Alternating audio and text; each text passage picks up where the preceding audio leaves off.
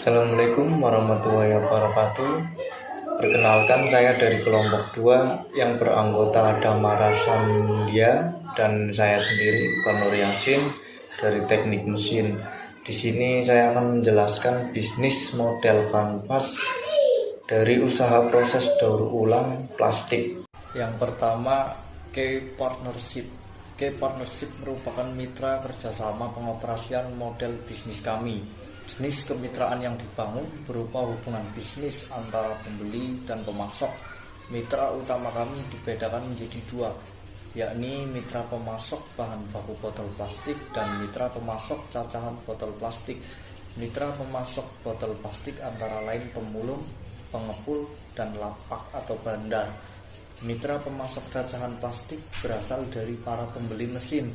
Pembeli mesin secara otomatis menjadikan mitra kami untuk menjamin pasar dari cacahan plastik yang dihasilkan. Yang kedua, key activities. Aktivitas kunci kami dikelompokkan menjadi 3, yakni produksi, pelayanan, dan pemasaran. Aktivitas produksi cacahan plastik meliputi pembelian bahan baku, pencacahan, pencucian, dan QC atau quality control. Aktivitas produksi mesin meliputi pembelian bahan baku, pemotongan, dan perakitan. Pada lakop sapu meliputi pembelian bahan baku, kemurnian, dan blowing. Aktivitas kunci pelayanan hanya dilakukan pada pelanggan mesin. Yang ketiga, value proposition.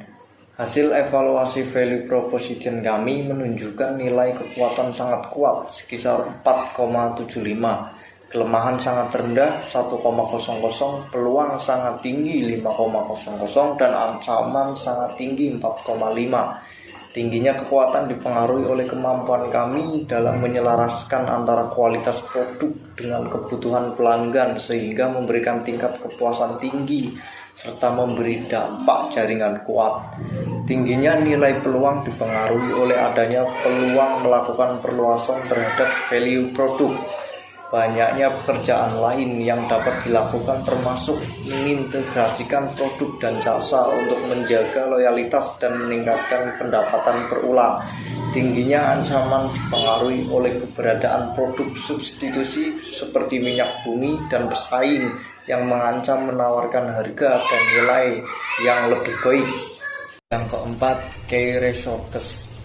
Key resources kami meliputi sumber daya fisik, sumber daya manusia atau SDM, dan aset intelektual. Sumber daya fisik usaha kami berupa tanah dan bangunan atau rumah pribadi, mesin kendaraan, bahan baku, dan jaringan pemasok. Bahan baku dan jaringan pemasok merupakan bagian terpenting pada produk cacahan plastik dan lakop sapu. Yang kelima, customer relationship. Customer relationship atau hubungan bisnis kami bersifat personal assistance atau bantuan personal dengan cara kelompok pelanggan cacahan plastik. Jenis hubungan dengan pelanggan mesin bersifat dedicated personal assistance atau bantuan personal khusus, yakni perusahaan memberi pelayanan khusus dengan cara mengirimkan karyawan untuk melatih atau memberi training dan membantu melakukan proses instalasi mesin. Jenis hubungan lain yang dibangun adalah communities atau komunitas, yakni perusahaan membantu dan memfasilitasi terjalinnya hubungan saling menguntungkan antara mitra perusahaan dengan sentra penghasil sampah plastik seperti bank sampah. Yang keenam, channel atau saluran. Saluran yang digunakan adalah media massa dan saluran langsung, yakni perusahaan melakukan penjualan produk secara langsung kepada pelanggan. Dengan saluran ini kami dapat berinteraksi dan menyampaikan value proposition produk secara langsung kepada pelanggan, mengevaluasi dan mengetahui perkembangan penerimaan pelanggan terhadap value yang ditawarkan, serta dapat memperoleh margin penjualan yang lebih besar. Yang ketujuh, customer segment. Kerjasama dengan mitra sentra penghasil sampah plastik merupakan kerjasama yang harus dibangun dalam jangka panjang.